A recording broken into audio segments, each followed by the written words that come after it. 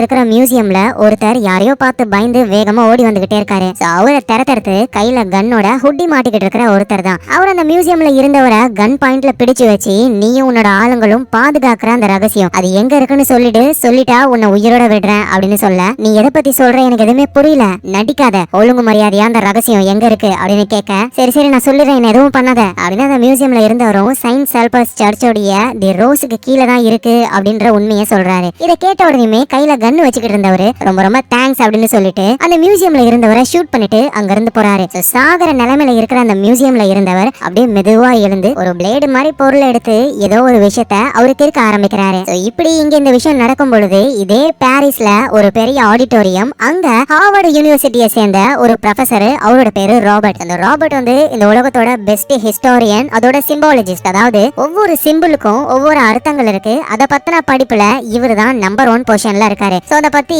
நிறைய பேருக்கும் இன்ட்ரோலாம் கொடுக்கறாரு. இந்த மீட்டிங் முடிஞ்சதுக்கு அப்புறம் நிறைய பேருக்கு ராபர்ட் ஆட்டோகிராஃப்லாம் போடுறாரு. அப்ப பாரிஸ்ல இருக்கிற போலீஸ் ஒருத்தர் வராரு. அவரு நம்ம ராபர்ட் கிட்ட ஒரு போட்டோவை காட்டுறாரு. இன்னைக்கு ஒரு கொலை நடந்திருக்கு, இறந்து போனவரோட உடம்புல நிறைய சிம்பிள்ஸ் எல்லாம் இருக்கு, உங்களுக்கு தான் சிம்பிள்ஸ்னா நல்லா தெரியுமே, சோ அது என்னன்னு பார்த்து கண்டுபிடிக்கணும்னு எங்களோட சீஃப் ஆபீசர் உங்களை கூட்டிட்டு வர சொன்னாரு அப்படின்னு அந்த போலீஸ் சொல்ல, ராபர்ட்டும் அந்த போட்டோவுல இறந்து போயிருக்கிறவரை பாக்குறாரு. ஸ்டார்டிங்ல நம்ம பார்த்தோம்ல மியூசியம்ல ஒருத்தர் இறந்து போவாரு, சோ அவர் தான் அது. அவரோட பேரு ஜாக்வஸ். உடனே நம்ம ராபர்ட்டும் அந்த போலீஸ் கிட்ட, இவர் எனக்கு நல்லாவே தெரியுமே, நீங்க ஆக்சுவலா என்ன பார்க்கணும் அப்படின்னு சொல்லி மீட்டிங் எல்லாம் அவர் ஏற்பாடு பண்ணி வச்சிருந்தாரு, அதுக்குள்ள யார் இப்படி கொடூரமா சாகடிச்சு சிம்பிள் எல்லாம் ஒரு உடம்புல வரைஞ்சிருக்காங்க. சோ இப்பதான் அந்த போலீஸும் சொல்றாரு, சார் அவரை சாகடிச்ச கொலைகாரன் கன்னை யூஸ் பண்ணி ஷூட் பண்ணிருக்கான், அவ்வளவுதான். இறந்து போன இந்த ஜாக்வஸ் தான் கத்தியாலேயே அவரோட உடம்புல இந்த சிம்பிள் எல்லாம் வரைஞ்சிருக்காரு அப்படின்ற மாதிரி போலீஸ் சொல்ல, இதனால ராபர்ட்டுக்கு இந்த கேஸ் மேல ரொம்ப இன்ட்ரெஸ்ட் ஆகுது. சோ இந்த டைம்ல மியூசியம்ல ஜாக்வஸ் இருக்காருல்ல, அவரை கொன்ன அந்த கொலைகாரன் ஹுட்டி போட்டுக்கிட்டு இருந்தாரு, அவரோட பேரு சைலஸ். அவரு இப்ப என்ன பண்றாருன்னா போன் கால்ல டீச்சர் அப்படின்ற ஒருத்தர் கூட பேசுறாரு.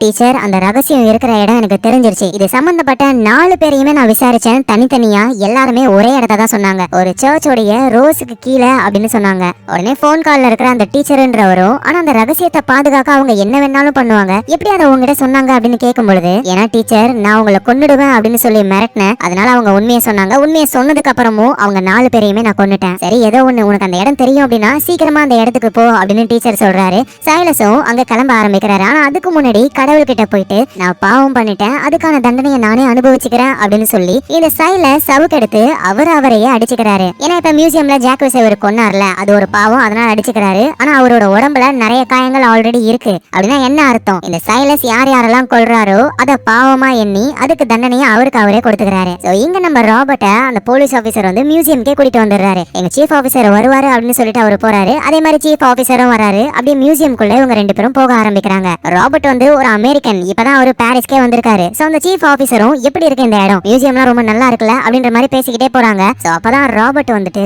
ஒரு பிரமிட் ஸ்ட்ரக்சர், அதுக்கு மேல இன்னொரு பிரமிடு தலைகீழா ஒன்னோட ஒன்னு பாயிண்ட் பண்ண மாதிரி இருக்கு, இத பார்த்துட்டு இந்த மியூசியம்ல இதுதான் ரொம்ப யூனிக்கான ஒரு பொருள் அப்படின்ற மாதிரி சொல்றாரு. இவங்க 2 பேருமே லிஃப்ட்ல போகலான்னு போறாங்க. ஆனா ராபர்ட் என்ன சொல்றாருன்னா, நம்ம எதுக்கு லிஃப்ட்ல போகணும், பேசாம படிக்கட்டு வழியா போகலாமே அப்படின்ற மாதிரி சொல்றாரு. ஆனா சீஃப் வந்து, வாங்க நம்ம இதுல சீக்கிரமா போயிடலாம் அப்படின்னு சொல்ல, சரி ஓகேன்னு இவரும் லிஃப்ட்டுக்குள்ள போறாரு. அந்த போலீஸோட ட்ரெஸ்ல சில சிம்பிள்லாம் இருக்கு, அது எல்லாத்தையுமே ராபர்ட் நோட் பண்ண ஆரம்பிக்கிறாரு. ஒரு வழியா மேல வந்துடுறாங்க. இறந்து போன அந்த ஜாக்னஸோடைய உடம்ப நம்ம ராபர்ட் பாக்குறாரு. ஒரு ஸ்டார் மாதிரியான சிம்பிள் அவரோட உடம்புல இருக்கு, நிறைய கீறு இருக்கு. இது எல்லாத்தையுமே உயிர் போகிறதுக்கு முன்னாடி அந்த ஜாக்னஸ் தான் அவரோட உடம்புலயே கிழிச்சுக்கிட்டாரு. இந்த சிம்பிள்ஸ்க்கான அர்த்தம் என்ன அப்படின்னு கண்டுபிடிக்கிறதுக்கு தான் நம்ம ராபர்ட்டும் இங்க வந்திருக்காரு. சோ இந்த விஷயம் இங்க நடக்கும் பொழுது இதே நேரத்துல ஒரு பிளைட்ல ஒரு பாதிரியாரு, அவரு ஒருத்தர்கிட்ட இன்டர்வியூ கொடுத்துக்கிட்டே வந்துகிட்டு இருக்காரு. சோ கேள்வி கேட்கிறவரும் அந்த பாதிரியாரை பார்த்துட்டு, வெளி உலகத்தை பொறுத்த வரைக்கும் தான் நீங்க பாதிரியார் மாதிரி, ஆனா உண்மையிலேயே நீங்க ஒரு கல்ட் குரூப்பை சேர்ந்தவர் தானே, அந்த கல்ட் குரூப்ல இருக்கிறவங்க ஏதாவது ஒரு பாவம் பண்ணிக்கிட்டாங்கன்னா அவங்களே ஹர்ட் பண்ணிப்பாங்க கரெக்டா அப்படின்னு சொல்லி கேட்கும் பொழுது, நீங்க சொல்ற மாதிரிலாம் முன்னாடி இருந்தது, இப்பெல்லாம் யாரும் அவ்வளவா பண்றது கிடையாது, எல்லாருக்கும் குடும்பம் கொட்டினா ஆயி போச்சு அப்படின்ற மாதிரி அந்த பாதிரியார் பேசும்பொழுது அவருக்கு ஒரு போன் கால் வருது. போன்ல யாருன்னா அந்த டீச்சர்ன்றவர் தான். சைலஸ்க்கு கால் பண்ணி பேசினார்ல அதே டீச்சர் தான். சைலஸ் அந்த 4 பேரையும் கொன்னுட்டான், ரகசியம் எங்க இருக்குன்ற விஷயத்த அவன் தெரிஞ்சுக்கிட்டான், நம்ம இவ்வளவு நாள் கேள்விப்பட்டது எல்லாமே உண்மைதான் அப்படின்ற மாதிரி டீச்சர் சொல்றாரு. இதை கேட்ட உடனே அந்த பாதிரியாரும், உங்களுக்கு கொடுக்க வேண்டிய பணத்தை நான் சீக்கிரமாவே கொடுத்துறேன், எங்க ஆளுங்களை பாக்குறதுக்கு தான் நான் போறேன் அப்படின்ற மாதிரி இவங்க பேசிக்கிறாங்க. இப்ப அப்படியே நம்ம ராபர்ட் கிரைம் சீன்ல இருக்காரு. இறந்து போன அந்த ஜாக்னஸ் உடைய உடம்ப பாக்குறாரு. ஃபர்ஸ்ட் அந்த சீஃப் வந்து நம்ம ராபர்ட் கிட்ட என்ன சொல்றாருன்னா, நீங்க இப்ப இந்த ஜாக்னஸோட நிலைமையில இருக்கீங்க, கடைசியா நீங்க எந்த விஷயத்தை எழுதுவீங்க அப்படின்னு சொல்லி கேட்கும் பொழுது, என்ன கொலை பண்ணது யாரோ அவங்களோட பேரை தான் நான் எழுதுவேனே. ஓகே ஓகே, எங்களுக்கும் அதே டவுட் தான். சரி சரி ஓகே, நீங்க அந்த சிம்பிள்ஸ்க்குலாம் என்ன அர்த்தம்னு பாருங்க அப்படின்ற மாதிரி சீஃப் சொல்றாரு. அந்த சிம்பிளை பார்த்துட்டு இது ஒரு பென்டகல் சிம்பிள், அதிகாலை நட்சத்திரமான வீனஸோட சிம்பிள். இது எதை குறிக்குது அப்படின்னா காட்னஸ் ஆஃப் வீனஸ், ஒரு பெண் தெய்வத்துக்கான சிம்பிள் தான் இது அப்படின்ற மாதிரி ஒரு சொல்றாரு. அவர் இறந்து போன ஜாக்னஸ் பக்கத்திலேயே சில நம்பர்ஸ் வேர்ட்ஸ் எல்லாம் இருக்கிற ஒரு வார்த்தை இருக்கு. ஈவில் லைட்ஸை யூஸ் பண்ணி மட்டும் தான் பார்க்க முடியும், இவங்களும் பாக்குறாங்க, ஆனா அதுக்கு அர்த்தம் கிடையாது, எல்லாமே ஒரு ரேண்டம் வார்த்தை அப்படின்னு ராபர்ட் சொல்றாரு. அதோட ராபர்ட் இன்னொரு விஷயத்தையும் சொல்றாரு, இந்த ஜாக்னஸ் இறந்து போயிருக்கிற அந்த போஸ பாருங்க, டாவின்சியோடைய ஒரு பெயிண்ட குறிக்கிற மாதிரி தான் இவர் வேணும்னே இந்த ஷேப்ல இறந்து போயிருக்காரு அப்படின்னு ராபர்ட் கண்டுபிடிக்கிறாரு. இது எல்லாத்தையும் அந்த சீஃப் இருக்காருல, அவர் ஒரு மாதிரி உருன்னு முகத்தோடவே கேட்டுக்கிட்டே இருக்காரு. அப்பதான் அந்த இடத்துக்கு சோஃபி அப்படின்னு ஒரு கிரிப்டாலஜிஸ்ட் வராங்க. அவங்களும் உள்ள வந்து இறந்து போன அந்த ஜாக்னஸ் இருக்காருல, அவர் என்னென்னமோ ரேண்டம் வார்த்தைகள் எழுதி வச்சிருந்தாரு, அதை பத்தி பேசுறாங்க. உடனே அவங்க ராபர்ட் கிட்ட உங்க நாட்டுல இருந்து உங்களுக்கு ஏதோ ஒரு மெசேஜ் வந்திருக்கு, நீங்க அந்த நம்பருக்கு கால் பண்ணுங்க அப்படின்னு சொல்லி கொடுக்குறாங்க. நம்ம ராபர்ட்டும் அந்த நம்பருக்கு கால் பண்றாரு. பார்த்தா அந்த சோஃபி பொண்ணு இருக்கால, அந்த பொண்ணுடைய வீட்டு நம்பர் தான் அது. வீட்டுல ஒரு ஆடியோ மெசேஜ் ரெடி பண்ணி வச்சிருக்கா. அந்த ஆடியோ மெசேஜ் இப்ப நம்ம ராபர்ட் காதுக்கு கேக்குது. ராபர்ட், நான் சொல்றதை கேளுங்க, நீங்க ஒரு பெரிய ஆபத்துல இருக்கீங்க. இந்த சீஃப் இருக்கான்ல, அவனை சுத்தமா நம்பவே நம்பாதீங்க, உங்களால எவ்வளவு முடியுமோ அவ்வளவு சீக்கிரமா இந்த இடத்தை விட்டு போங்க அப்படின்ற மாதிரி இந்த சோஃபியா ஆடியோ மெசேஜ் போட்டு வச்சிருக்கா. இந்த விஷயத்தை சோஃபி டைரக்டாவே சொல்லலாம், ஆனா இங்கதான் அந்த சீஃப் இருக்காருல்ல, சோ அதனால இப்படி கால்ல ரெக்கார்ட் பண்ணி நம்ம ராபர்ட்ட அவங்க அலர்ட் பண்ணிட்டாங்க. ராபர்ட்டும் அது ஒண்ணும் இல்ல, என்னோட ஃப்ரெண்ட் ஒருத்தனுக்கு ஆக்சிடென்ட் ஆயிடுச்சான், நான் உடனே போகணும், ஃபர்ஸ்ட் நான் ஃபேஸ் வாஷ் பண்ணிட்டு வரேன், நான் பாத்ரூமுக்கு போகணும் அப்படின்னு பாத்ரூமுக்கு போறாரு. அங்க சோஃபியும் இருக்காங்க. இறந்து போனவரு உங்ககிட்ட ஏதாவது ஒரு விஷயத்த சொன்னாரா அப்படின்னு சோஃபி கேட்கும் பொழுது, இங்க என்ன நடக்குது, நீ வேற யாரும் நினைச்சிட்டு என்கிட்ட பேசிக்கிட்டு இருக்க. உடனே சோஃபியும் ராபர்ட் கிட்ட ஃபர்ஸ்ட் உங்க ட்ரெஸ்ல செக் பண்ணி பாருங்க அப்படின்னு பொழுது அவரும் ஒவ்வொரு பேக்கெட்டா செக் பண்றாரு. பார்த்தா ஒரு பேக்கெட்ல ஒரு ட்ராக்கர் டிவைஸ் இருக்கு. வெளியே இருக்காருல சீஃப், அவர் தான் உங்களுக்கு தெரியாம உங்க பேக்கெட்ல போட்டிருக்காரு. ஏன்னா போலீஸ் எல்லாருமே நீங்க தான் அவரை கொலை பண்ணிருக்கணும் அப்படின்னு நம்புறாங்கன்னு சொல்ல இங்க ராபர்ட்டுக்கு தூக்கி வாரி போடுது. எனக்கு இவர் இறந்து போயிட்டாருன்னு போலீஸ் சொல்லி தான் தெரியுமே, அப்புறம் எப்படி நான் தான் கொலை பண்ணேன்னு நினைக்கிறாங்க. அப்பதான் சோஃபியும் ஒரு போட்டோவை காட்டுறாங்க. ஆக்சுவலா இறந்து போன அந்த ஜாக் இருக்காருல, அவர் என்னென்னமோ ரேண்டம் வேர்ட்ஸ் எல்லாம் எழுதிருப்பார்ல, நாலாவதா ஒரு வார்த்தை எழுதிருக்காரு. அது என்னன்னா PS போட்டு ஃபைண்ட் ராபர்ட் அப்படின்னு போட்டிருக்கு. அந்த கேப்டன் கூட நம்ம ராபர்ட் கிட்ட கேட்டிருப்பாருல, இந்த நிலைமையில நீங்க இருந்தீங்கன்னா என்ன எழுதுவீங்கன்னு. ராபர்ட்டும் சொல்லிருப்பாரு, என்ன யார் கொண்டாங்களோ அவங்க பேரை எழுதுவேன்னு. சோ இறந்து போனவர் இப்ப ராபர்ட்டோட பேரை எழுதிருக்கிறதுனால போலீஸ்லாம் ராபர்ட் தான் கொலைகாரன் அப்படின்னு நினைக்கிறாங்க. சோ இந்த விஷயத்த ராபர்ட் பாத்துட்டாருன்னா உஷாராயிடுவாரு அப்படின்னு தான் அந்த வார்த்தையவே அழிச்சிட்டாங்க. அதோட இவர் தப்பிச்சு போக கூடாதுன்னு ட்ராக்கரையும் போட்டு வச்சிருக்காங்க. இங்க என்ன நடக்குதுன்னு ராபர்ட்டுக்கு சுத்தமா எதுவுமே புரியவே இல்ல. சோஃபியும் நீங்க ஒன்னும் கவலைப்படாதீங்க, நம்ம ரெண்டு பேருமே மீட் பண்ணணும் தான் அவரு நினைச்சிருக்காரு அப்படின்னு சொல்லும்போது, ஆமா ஃபர்ஸ்ட் நீ யாரு, இறந்து போன அந்த ஜாக்குக்கும் உனக்கு என்ன சம்பந்தம் அப்படின்னு ராபர்ட் கேட்கும் பொழுது, இறந்து போனவரு என்னோட தாத்தா, ஆனா கொஞ்ச நாளா நாங்க ரெண்டு பேரும் பேசிக்கிறது கிடையாது. PS போட்டு ஃபைண்ட் ராபர்ட்னு போட்டிருக்காருல, அந்த PSன்றது என்னோட பேரு, அவரு என்ன பிரின்சஸ் சோஃபின்னு தான் கூப்பிடுவாரு. சோ ஏதோ ஒரு காரணத்துக்காக நம்ம ரெண்டு பேரையுமே அவர் மீட் பண்ண வச்சிருக்காரு. சோ அது என்னன்னு கண்டுபிடிக்க நீங்க தான் எனக்கு ஹெல்ப் பண்ணணும்னு சோஃபி ராபர்ட் கிட்ட சொல்றாங்க. ஆனா இவங்களால எப்படி தப்பிச்சு போக முடியும், வெளியே சீஃப் போலீஸ் இருக்காரு, பில்டிங்க்கு வெளியே இன்னும் நிறைய போலீஸ் இருக்காங்க. சோ அப்பதான் சோஃபியும் ஒரு பிளான போடுறாங்க. எங்க அந்த சீஃப் போலீஸ் இருக்காருல, அவருக்கு ஒரு இன்ஃபர்மேஷன் தெரிய வருது. அதாவது சோஃபியா டிபார்ட்மெண்ட்ல இருந்து அனுப்பவே இல்ல, சோஃபியே வந்திருக்காங்களாம் வேலைக்கு. சோ இதனால இவங்களுக்கு டவுட் வருது. ஃபர்ஸ்ட் ராபர்ட் எங்க இருக்காருன்னு கண்டுபிடிக்கணும் அப்படின்னு டிராக்கர் மூலமா லொகேஷனை ட்ராக் பண்ணா ராபர்ட் மியூசியம்லயே இல்ல, தப்பிச்சு வேற எங்கேயோ போறாரு. அந்த டிராக்கர் வந்து தூரமா போய்கிட்டே இருக்கு. உடனே மியூசியம்ல இருந்த போலீஸ் ஃபோர்ஸ் எல்லாமே வேகமா ராபர்ட்டை பிடிக்கிறதுக்காக போறாங்க. பார்த்தா உண்மையிலேயே ராபர்ட்டும் சோஃபியும் மியூசியம்ல தான் இருக்காங்களே. ஜஸ்ட் அந்த டிராக்கரை மட்டும் வெளியே ஏதோ ஒரு வண்டியில போட்டாங்க போல, அதோட லொகேஷனை ஃபாலோ பண்ணி இவங்க எல்லாரும் போயிருக்காங்க. சோ போலீஸ் திரும்ப வர்றதுக்குள்ள இந்த மியூசியம்ல ஏதாவது தடையும் இருக்கா அதை கண்டுபிடிக்கணும் அப்படின்னு ரெண்டு பேருமே தேட ஆரம்பிக்கிறாங்க. என்னோட தாத்தாவும் நானும் பேசியே ரொம்ப நாட்கள் ஆகுது, ஆனா இன்னைக்கு எனக்கு அவரு நிறைய போன் பண்ணிருக்காரு, ஆனா நான் எடுக்கலன்னதுக்கு அப்புறம் தான் உங்களுக்கு கால் பண்ணி மீட்டிங்க்கு ஏற்பாடு பண்ணிருக்காரு. சோ ஏதோ ஒரு விஷயத்த அவரு சொல்ல வராருன்னு இறந்து போன அந்த ஜாக் எழுதி வச்சிருக்கிற அந்த ரேண்டம் வேர்ட்ஸை பாக்குறாங்க. சோ அந்த வார்த்தைகளுக்கு சுத்தமா அர்த்தமே கிடையாது. அப்புறம் தான் யோசிக்கிறாங்க, ஒருவேளை அது ஜம்பிள்டு வேர்ட்ஸா இருக்கணும். சோ ஒரு வேர்டோடைய வார்த்தைகளை மாத்தி மாத்தி போட்டிருக்காரு, நம்ம தான் அதை கண்டுபிடிக்கணும்னு. அந்த வேர்ட்ஸ் எல்லாம் இவங்க மாத்தி போடும்போது தான் இவங்களுக்கு புது வார்த்தைகள் கிடைக்குது, டாவின்சி அண்ட் மோனலிசா அப்படின்னு. மோனலிசா பெயிண்டிங் இந்த மியூசியம்ல தான் இருக்கு. சோ உடனே அந்த பெயிண்டிங் கிட்ட போறாங்க. பார்த்தா அந்த பெயிண்டிங் கீழே பிளட் கரை இருக்கு, அதோட அங்கேயும் ஜம்பிள்டு வேர்ட்ஸா எழுதி வச்சிருக்காரு. சோ அதையும் இவங்க சால்வ் பண்ண ஆரம்பிக்கிறாங்க. இந்த நேரத்துல போலீஸும் ராபர்ட்டை பிடிக்கிறன்ற பேர்ல டிராக்கரை ஃபாலோ பண்ணி போனாங்களே. பார்த்தா டிராக்கர் ஒரு மணல் லாரியில இருக்கு. சோ ராபர்ட் ட்ரிக் பண்ணிட்டான், அவன் மியூசியம்ல தான் இருக்கணும் அப்படின்னு இவங்க எல்லாரும் மியூசியமுக்கு வேகமா வர ஆரம்பிக்கிறாங்க. சோ அதுக்குள்ள ராபர்ட்டும் சோஃபியும் இருந்து தப்பிச்சாகணும். ஆனா மோனலிசா பெயிண்டிங் கிட்ட இறந்து போன ஜாக் எழுதின ஜம்பிள்டு வார்த்தைகள் இருக்கு. சோ அதை டீகோட் பண்ண ஆரம்பிக்கிறாங்க. அப்படிதான் இவங்களுக்கு மடோனா ஆஃப் த ராக்ஸ் அப்படின்ற ஒரு பேர் வருது. சோ இதுவும் டாவின்சி வரைஞ்ச இன்னொரு ஒரு பெயிண்டிங் தான். உடனே அந்த பெயிண்டிங் கிட்ட போறாங்க. பார்த்தா அங்க ஒண்ணுமே இல்ல. அப்புறம் தான் பெயிண்டிங் பின்னாடி ஒரு கீ செயின் மாதிரி ஒண்ணு இருக்கு, அதுல சிலுவை சிம்பிள் போட்டிருக்கு. அதுவும் ரொம்பவே வித்தியாசமா இருக்கு. சோ இதை எடுத்துக்கிட்டு இவங்க இங்க இருந்து வேகமா எஸ்கேப் ஆகி போறாங்க கார்ல. சோஃபியும் இப்ப நம்ம எடுத்தோம்ல, இதை நான் சின்ன வயசுல எங்க தாத்தா கிட்ட இருந்ததை பாத்திருக்கேன், வளர்ந்ததுக்கு அப்புறம் எனக்கு இதை தருவேன் அப்படின்னு சொல்லியிருக்காரு, ஆனா என்னன்னு அது தெரியல. ஆனா அது என்னன்னு ராபர்ட்டுக்கு தெரியும். இந்த சிம்பிளுக்கான அர்த்தம் ஒரு சீக்ரெட் சொசைட்டி சொசைட்டியோடையது. அதோட பேரு priory of Sion. Newton, da Vinci இவங்க எல்லாருமே அந்த சீக்ரெட் சொசைட்டில இருந்தவங்க தான். சோ கடவுளுக்கு சொந்தமான ஒரு புனிதமான பொருளை அவங்க காலங்காலமா பாதுகாத்துக்கிட்டு இருக்காங்க அப்படின்னு சொல்லுவாங்க. சோ மேபி உங்க தாத்தாவும் அந்த சீக்ரெட் சொசைட்டியை சேர்ந்தவரா கூட இருக்கலாம். சின்ன வயசுல உனக்கு ஏதாவது ஞாபகம் இருக்கா? உங்க தாத்தா வீட்டுல இந்த மாதிரி சடங்குலாம் பண்ணிருக்காரா? அதுக்கு சோஃபி எனக்கு தெரியல அப்படின்னு சொல்றாங்க. ஆனா இருந்தாலும் அவங்க மெமரியில வீட்டுல ஏதோ ஒரு சடங்கு நடந்த மாதிரிலாம் அவங்களுக்கு தோணுது. ஆனா சரியா ஞாபகத்துல இல்ல. இப்ப இவங்கள போலீஸ் திரட்ட ஆரம்பிக்கிறாங்க. இவங்களும் போலீஸ் கிட்ட இருந்து வேகமா காரை ஓட்டி எஸ்கேப் ஆகுறாங்க. இந்த நேரத்துல அந்த ஜாக்க கொன்ன சைலஸ்ன்றவரு அவரு இப்ப ஒரு சர்ச்சு கிட்ட இருக்காரு. ஏன்னா அந்த சர்ச்சுக்குள்ளதான் இவங்க பாதுகாக்கிற அந்த ரகசியம் இருக்கு அப்படின்னு இறந்து போன ஜாக் சொல்லியிருப்பாரு. அதுக்காக தான் சைலஸ் அந்த சர்ச்சுக்கே வந்திருக்காரு. ஆனா அப்ப சைலஸோட மைண்டுக்குள்ள அவரோட பாஸ்ட்ல நடந்த விஷயங்கள்லாம் தோண ஆரம்பிக்குது. சின்ன வயசுல சைலஸோட அப்பா அவங்க அம்மாவை போட்டு செம்மடி அடிப்பாரு. இதனால கடுப்பான சைலஸ் அவங்க அப்பாவையே கொன்னுறான். இதனால எல்லாருமே சைலஸ சாத்தான் சாத்தான்னு சொல்லி இந்த சைலஸ ஒரு மிஷனரிக்கு அனுப்பிடுறாங்க. அங்கதான் அவரு வாழ ஆரம்பிக்கிறாரு. சைலஸ யாரு பாத்துக்கிறாங்கன்னா ஸ்டார்டிங்ல நம்ம பார்த்தோம்ல ஒரு பாதிரியார், அவரு தான் பாத்துக்கிறாரு. ஒரு நாள் அந்த சர்ச்சுக்கு திருடங்க வர பாதிரியார போட்டு செம்ம அடி அடிக்கிறாங்க. இந்த சைலஸ் தான் அவரை காப்பாத்தி திருடங்களையும் அடிச்சு ஓட விடுறாரு. அப்பதான் அந்த பாதிரியார் சொல்றாரு சைலஸ பார்த்து, நீ ஒரு ஏஞ்சல் அப்படின்னு சொல்லி. அன்னில இருந்தே அந்த பாதிரியார் என்ன சொல்றாரோ அது எல்லாத்தையும் சைலஸ் செய்வாரு. அப்படிதான் 4 பேரை கொன்னு அவங்க எல்லாருமே சொன்ன ஒரே தகவல் அந்த ரகசியம் இந்த சர்ச்சுடைய ரோஸ் லைனுக்கு கீழே இருக்கு அப்படின்றதுதான். அதனால இந்த சர்ச்சுக்குள்ளேயும் இப்ப போக ஆரம்பிக்கிறாரு. சர்ச்சில் ஒரு சிஸ்டர் இருக்காங்க. அவங்க கிட்ட இந்த சைலஸ் ரோஸ் லைன்னா என்ன அப்படின்னு சொல்லி கேட்கும் பொழுது சிஸ்டரும் என்னன்னு சொல்றாங்க. இந்த சர்ச்சுக்குள்ள ஒரு லைன் ஒண்ணு போகுது. அந்த லைன் தான் ரோஸ் லைன். இந்த லைன் பாரிஸோட ரோட்ஸ்ல இருந்து சர்ச் வரைக்கும் வரும். இதுதான் பிரைம் மெரிடியன் அப்படின்னு சொல்றாங்க. அதாவது டைம் ஜோன் இருக்குல்ல, அந்த டைம் ஜோன் இந்த இடத்துல தான் 0ல இருந்து ஸ்டார்ட் ஆகும். நம்ம இந்தியாலாம் வந்துட்டு +5.5, அதாவது நமக்கு வந்து ஞாயிற்றுக்கிழமை காலையில 5:30 மணி ஆகுது அப்படின்னா இந்த பிரைம் மெரிடியன் இருக்கிற இடங்கள்ல அப்பதான் சனிக்கிழமையில இருந்து ஞாயிற்றுக்கிழமை ஆகிற அந்த 12 மணி நடுராத்திரி 12 மணி ஆகும். ஏன்னா இந்த மெரிடியன்ஸை யூஸ் பண்ணி தான் டைம் ஜோன் அவங்க ஃபிக்ஸ் பண்றாங்க. இதுதான் பிரைம். அதனால டைம் ஜோன் இங்க இருந்து தான் ஸ்டார்ட் ஆகும். அமெரிக்காலாம் வந்து மைனஸ்ல போகும். அந்த பிரைம் மெரிடியனோட லைன் வந்து இந்த சர்ச்சுக்குள்ள போகுது. அந்த லைனை தான் ரோஸ் லைன் இவங்க சொல்றாங்க. சைலஸும் புரிஞ்சுக்கிறாரு. அப்படின்னா இந்த லைனு கீழே தான் அந்த ரகசியம் இருக்கு அப்படின்னு. நான் வந்து இங்க தனியா பிரேயர் பண்ண போறேன், நீங்க போயிட்டு வாங்கன்னு அந்த சிஸ்டரை அனுப்பிட்டு இவர் அந்த லைனை உடைச்சி பேத்து உள்ள இருக்கிற ரகசியத்தை தெரிஞ்சுக்க ட்ரை பண்றாரு. ஆனா உள்ள பார்த்தா ஒண்ணுமே இல்ல. ஒரு பைபிள் வசனம் இருக்கிற ஒரு கல்லு மாதிரி இருக்கு. அந்த வசனத்துக்கான அர்த்தம் என்னன்னா, நீ இவ்வளவு தூரம் வந்துட்ட, இதுக்கு மேல வராத, உன்னால ஒண்ணும் பண்ண முடியாது அப்படின்ற மாதிரியான அர்த்தம். இத பார்த்த உடனே சைலஸ் புரிஞ்சுக்கிறாரு, நம்ம கொலை பண்ண அந்த 4 பேருமே இந்த இடத்த சொல்லிருக்காங்க. ஆனா இந்த இடத்துல இல்ல, வேணும்னே சொல்லிருக்காங்க. உயிர் போனாலும் பரவாயில்லைன்னு அந்த ரகசியத்தை அவனுங்க சொல்லவே இல்லைன்னு இவர் கடுப்பாக்குறாரு.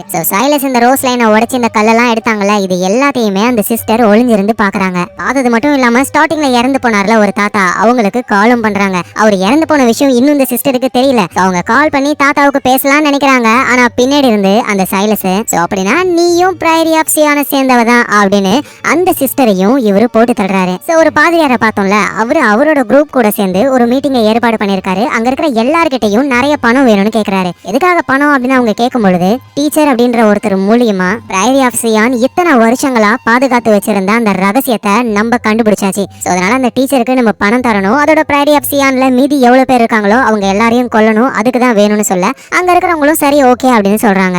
இந்த நேரத்துல நம்ம ராபர்ட்டும் சோஃபியும் சேஃபான ஒரு இடத்துக்கு போயிட்டாங்க. அதாவது ப்ராஸ்டியூட், போதைப்பொருள் யூஸ் பண்றவங்க எல்லாம் அதிகமா இருக்கிற இடம். போலீஸ் இங்க நம்மள தேடி வராது அப்படின்னு சொல்லி இந்த இடத்துக்கு வந்துட்டாங்க. அப்ப ஒருத்தர் டேபிள்ல உட்காந்து போதைப்பொருளை யூஸ் பண்ணலாம்னு நினைக்கும் பொழுது சோஃபி அங்க போயிட்டு, இங்க பாரு, எங்களுக்கு இந்த டேபிள் வேணும், இந்த காசு வேற எங்கேயாவது போ அப்படின்னு சொல்றாங்க. அந்த பர்சனும் காசை வாங்கிக்கிட்டு சோஃபியோட முகத்தை அப்படியே ஒத்து பார்த்துட்டு அதுக்கப்புறமா அவர் அங்க இருந்து போயிடுறாரு. அப்புறம் சோஃபியும் ராபர்ட்டும் பேச ஆரம்பிக்கிறாங்க. நான் சின்ன பொண்ணா இருக்கும்போது தான் என் தாத்தா இப்படி பண்ணாருன்னு பார்த்தா இப்ப வளர்ந்து அவரு சாகும்போது கூட இந்த வேலையை தான் பண்ணிருக்காரு அப்படின்னு சொல்ல, ராபர்ட்டும் என்ன பண்ணாரு அப்படின்னு, சின்ன பொண்ணா இருக்கும் பொழுது எனக்கு ஏதாவது கிஃப்ட் கொடுக்கறதா இருந்தா கூட அவரு பசில் வச்சுதான் கொடுப்பாரு. நான் அதுல இருக்கிற க்ளூவெல்லாம் கண்டுபிடிச்சு என்னோட கிஃப்ட் தேடணும். எப்ப பார்த்தாலும் பசில்னு இப்படிதான் நான் வளர்ந்தேன். இப்ப சாகும்போது கூட பாரு, ஏன் செத்து போனாரு, யாரு என்னன்னு ஒழுங்கா எழுதி வைக்காம தேவையில்லாம பசில வச்சு நம்மள அலைய விடுறாரு. அதோட நீங்க என் தாத்தா வந்து ஏதோ சீக்ரெட் சொசைட்டில இருந்தாருன்னு சொன்னீங்க, அந்த சீக்ரெட் சொசைட்டியை பத்தி கொஞ்சம் சொல்லுங்களேன் அப்படின்னு இவங்க கேட்கும் பொழுது ராபர்ட்டும் இதெல்லாம் ஆரம்பிச்சது 1000 வருஷத்துக்கு முன்னாடி அப்படின்னு கதையை சொல்ல ஆரம்பிக்கிறாரு. ஜீசஸ் பிறந்த இடமான ஜெருசலத்தை ஒரு பிரெஞ்சு அரசர் போர் தொடுக்க ஆரம்பிக்கிறாரு. அந்த போர்லயும் அவரு ஜெயிச்சிடறாரு. ஆனா உண்மையிலேயே அந்த பிரெஞ்சு அரசர் போர் பண்றதுக்கான முக்கியமான ரீசன் அவருக்கு பின்னாடி இருந்த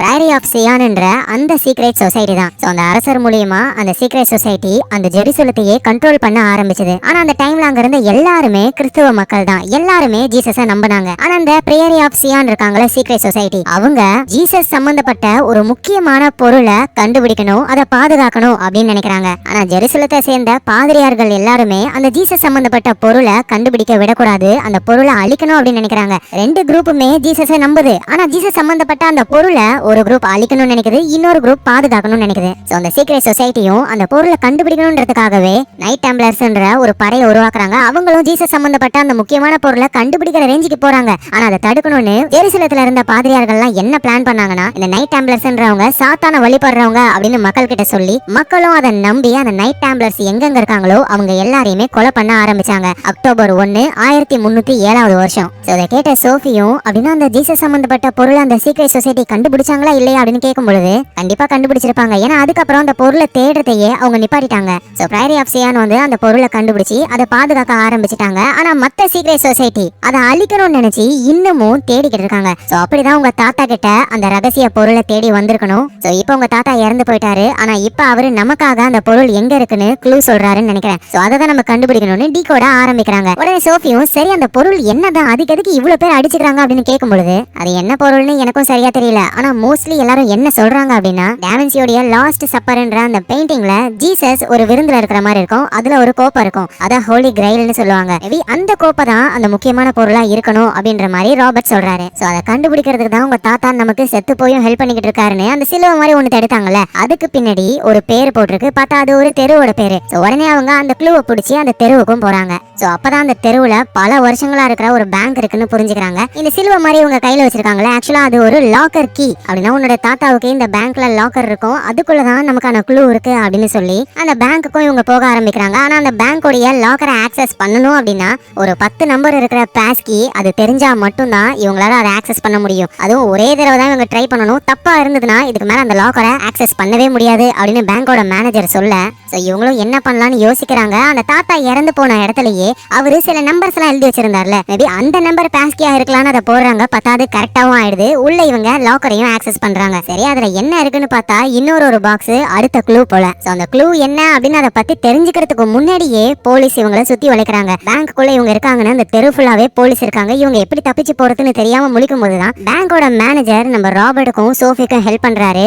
பேங்க் லாக்கர் எல்லாம் எடுத்துட்டு போற வேனுக்குள்ள இவங்களை பத்திரமா அனுப்பி போலீஸ் கிட்ட இருந்து இவங்களை பத்திரமா கூட்டிட்டு போறாரு. சோ வேன்ல பத்திரமா டிராவல் பண்ணிக்கிட்டு இருக்கிற சோஃபி அந்த லாக்கர்ல இருந்து எடுத்த பாக்ஸை ஓபன் பண்ணா உள்ள இன்னொரு பசில் இருக்கு. சோ கரெக்டான காம்பினேஷனை யூஸ் பண்ணும் பொழுது இந்த பசில் ஓபன் ஆகும். இதுக்குள்ள ஒரு மெசேஜ் இருக்கும். சோ என்னோட தாத்தா திரும்பவும் வேலையை ஆரம்பிச்சிட்டாரு, இப்ப இந்த பசிலை நம்ம சால்வ் பண்ணாதான் உள்ள இருக்கிற மெசேஜையே தெரிஞ்சுக்க முடியும் அப்படின்னு சொல்லும் பொழுது உடனே ராபர்ட்டும் பேசாம நம்ம அதை உடைச்சு எடுத்துட்டா என்ன, அதுக்கெல்லாம் வாய்ப்பே இல்லை. ஏன்னா இந்த பசில்ல வினிகரும் இருக்கும். நம்ம பசிலை சால்வ் பண்ணாம ஃபோர்ஸ்ஃபுல்லா ஓபன் பண்ண ட்ரை பண்ணோம் அப்படின்னா அந்த வினிகருக்கும் மெசேஜுக்கும் இடையில இருக்கிற பேரியர் உடைஞ்சி வினிகர் ஃபுல்லா அந்த மெசேஜ்ல பட்டு மொத்தமா அழிஞ்சு போயிடும். இதை கேட்ட ராபர்ட்டும் ஆமா உனக்கு எப்படி இந்த பசிலை பத்தி இவ்வளவு விஷயம் தெரிஞ்சிருக்கு, ஏன்னா என் தாத்தா சின்ன வயசுல இந்த மாதிரி பசில் எல்லாம் சால்வ் பண்ண கொடுத்திருக்காரு, அப்படின்னா உன்னால இதையும் சால்வ் பண்ண முடியும் அப்படின்னு இவங்க பேசிக்கிட்டு இருக்கும் போதே வேன் நிக்குது. மேனேஜர் வராரு. ஆனா அவர் கையில கன் இருக்கு. ஒழுங்கு மரியாதையா அந்த பசிலை என்கிட்ட கொடுத்துருங்க அப்படின்னு சொல்லி மிரட்டுறாரு. அந்த மேனேஜர் இவங்களை காப்பாத்தணும்னு காப்பாத்தல, அந்த பசிலை இவங்க கிட்ட இருந்து ஆட்டையை போடணும் அதுக்காக தான் காப்பாத்திருக்காரு.